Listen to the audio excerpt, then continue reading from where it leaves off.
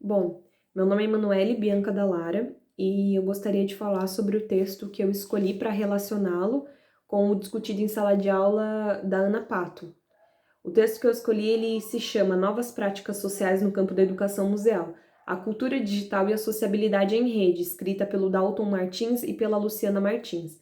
Eu escolhi por esse texto porque eu já tinha tido um contato com ele anteriormente e essa foi uma possibilidade de fazer uma releitura dele, né? E tentar relacioná-lo com o texto da Ana Pato. O Dalton e a Luciana, eles desenvolveram, né? Eles são desenvolvedores da plataforma Tainacan para museus. E eu tenho trabalhado um pouco com ela no estágio, né? Que eu tô fazendo no Museu Antropológico. E eu achei muito interessante, né, saber um pouco mais sobre a perspectiva deles de museu, que eles trazem, né, esse diálogo da nova museologia, que é um diálogo de buscar um contato maior com o público do museu, com os visitantes, né, e eles falam que a rede social, né, essa virtualidade, ela é necessária e ela é um elemento muito importante, principalmente para os educadores museais, né, que tem que se adaptar a essa realidade. E aí eles trazem a ideia também de que não basta somente você digitalizar um determinado documento de um acervo para disponibilizá-lo online, né? Mas você precisa pensar sobre categorias, metadados e diversas outras coisas que vão influenciar na hora do visitante fazer aquela leitura, né? E o que ele vai pensar a partir daquela leitura que ele está fazendo. E a Ana Pato, ela traz esse questionamento também no texto dela em um momento, né? Ela fala que será que esses objetos que estão sendo disponibilizados de forma online, eles servem simplesmente como uma forma, né? Esse estar online é uma forma de salvaguarda, ou ele também pode ser utilizado, né? Esse formato pode ser utilizado como um método de pesquisa também, né?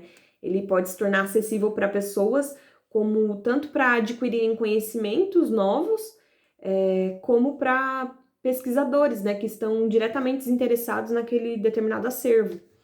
E o Dalton e a Luciana, eles discutem muito isso no texto, né? E citando, assim, né, um outro texto que eu tinha abordado em uma outra aula, que foi a aula de tema Além dos Arquivos, né, que a gente trabalhou com o Gustavo Kujalski, eu trouxe o texto da Olga Pombo, né, que ela vai fazer como se fosse um fichamento do livro do McLuhan, do pensamento, na verdade, do McLuhan, que se chama O Meio e a Mensagem, né? Esse texto da Olga Pombo também se chama O Meio é a Mensagem.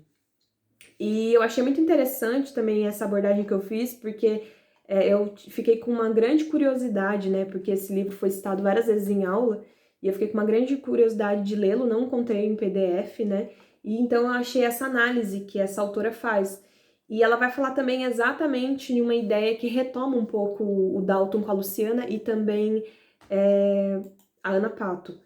Ela vai falar sobre como o McLuhan pensa essa ideia de que, dependendo do meio que aquele arquivo, que aquele objeto, que aquela mensagem ela vai ser transmitida, pode mudar a perspectiva que a pessoa que está recebendo, pode mudar o olhar dessa pessoa que está recebendo, né?